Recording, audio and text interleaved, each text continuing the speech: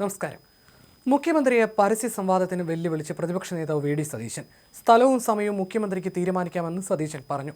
Life mission, വിഴിഞ്ഞം, തുരങ്കപാത, ദേശീയപാത വികസനം, തീരദേശ ഹൈവേ, കിഫ്ബി, ക്ഷേമ പെൻഷൻ തുടങ്ങിയ വിഷയങ്ങൾ ചൂണ്ടിക്കാട്ടിയാണ് പ്രതിപക്ഷ നേതാവിന്റെ ക്ഷണം. PR ഏജൻസിയുടെ ഉപദേശപ്രകാരമെങ്കിലും ഇത്തരമൊരു സംവാദത്തിന് ഇപ്പോഴെങ്കിലും തയ്യാറായതിന് അഭിനന്ദിക്കുന്നുവെന്നും സതീശൻ കൂട്ടിച്ചേർത്തു. ഫേസ്ബുക്ക് കുറിപ്പിലൂടെയാണ് സതീശൻ ഇക്കാര്യം വ്യക്തമാക്കിയത്. കുറിപ്പ് അല്പം നീണ്ടതായതിനാൽ അതിലെ പ്രസക്ത ഭാഗങ്ങൾ മാത്രമാണ് ഇവിടെ പറയുന്നത്. ബഹുമാനപ്പെട്ട മുഖ്യമന്ത്രി, അങ്ങ് ഉന്നയിച്ച ചോദ്യങ്ങൾക്കുള്ള മറുപടിയാണിത്. മുഖ്യമന്ത്രി ഉന്നയിച്ച വിഷയങ്ങളിലെല്ലാം പരസ്യ സംവാദത്തിന് ഞാൻ തയ്യാറാണ് എന്നതുകൂടി അറിയിക്കട്ടെ. സ്ഥലവും തീയതിയും അങ്ങേക്ക് തന്നെ തീരുമാനിക്കാം. എൻ്റെ നിർദ്ദേശം ഏറ്റെടുക്കുമെന്ന് കരുതട്ടെ. ശബരിമല ശാസ്താവിൻ്റെ ശ്രീകോവിലിലെ സ്വർണം പൊതിഞ്ഞ കട്ടിളയും വാതിലും ദ്വാരപാലക ശില്പങ്ങളും ഇനിയും പുറത്തു വരാത്ത നിരവധി അമൂല്യ വസ്തുക്കൾ മോഷ്ടിച്ചതിന് നിലവിൽ 2 സഖാക്കൾ ജയിലിലാണെന്ന് മുഖ്യമന്ത്രി വിനയത്തോടെ ഓർമ്മിപ്പിക്കട്ടെ.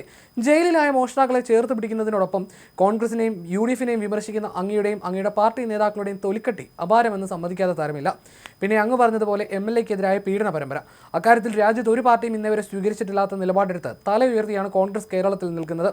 അങ്ങയുടെ ആദ്യ മന്ത്രിസഭയിലെ 2 മന്ത്രിമാർ കാട്ടിയ വിക്രിയകൾ മറന്നെന്ന് നടിക്കുന്നതോ? ലൈംഗിക ആരോപണ കേസിൽ ഉൾപ്പെട്ട 2 പേർ ഇപ്പോഴും അങ്ങയോടൊപ്പമില്ലേ? ആ 2 പേരുടെയും കൈ ഉയർത്തിപ്പിടിച്ച് മുഖ്യമന്ത്രി നിൽക്കുന്ന ചിത്രം ഇപ്പോഴും കേരളീയ പൊതുസമൂഹത്തിന് മുന്നിലുണ്ട്.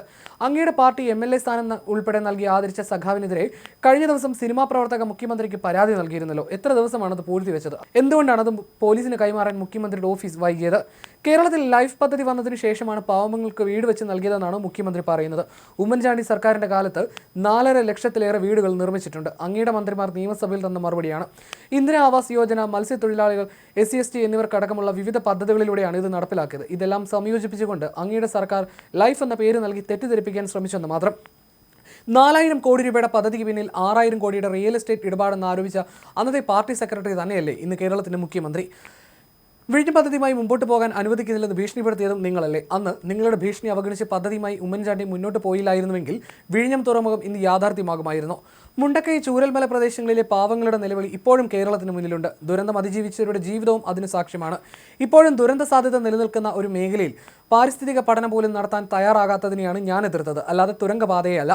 പദ്ധതി സംബന്ധിച്ച് എന്തെങ്കിലും പഠനം നടത്തിയിട്ടുണ്ടോ? അതോ കേരയിൽ പോലെ ജനങ്ങളെ പറ്റിക്കാനുള്ള തട്ടിപ്പാണോ? ഇത്രയും വലിയൊരു പദ്ധതിക്ക് പരിസ്ഥിതി ആഘാത പഠനം പോലും വേണ്ടെന്നാണോ?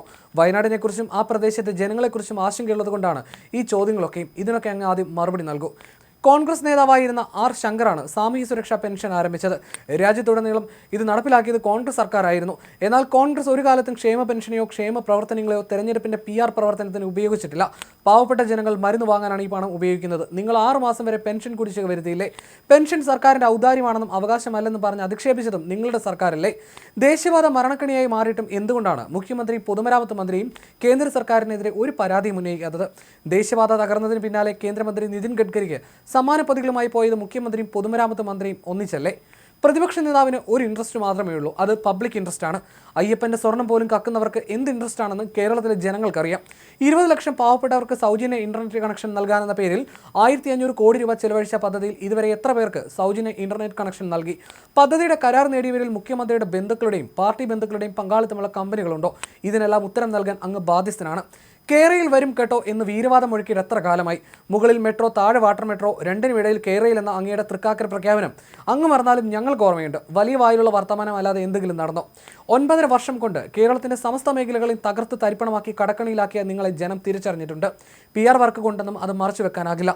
മറക്കണ്ട, നേരിട്ടുള്ള സംവാദം എന്ന എൻ്റെ നിർദ്ദേശം പരിഗണിക്കുമെന്ന് ഒരിക്കൽ കൂടി പ്രതീക്ഷിക്കട്ടെ എന്നും സതീശൻ കുറിപ്പിൽ വ്യക്തമാക്കുന്നു.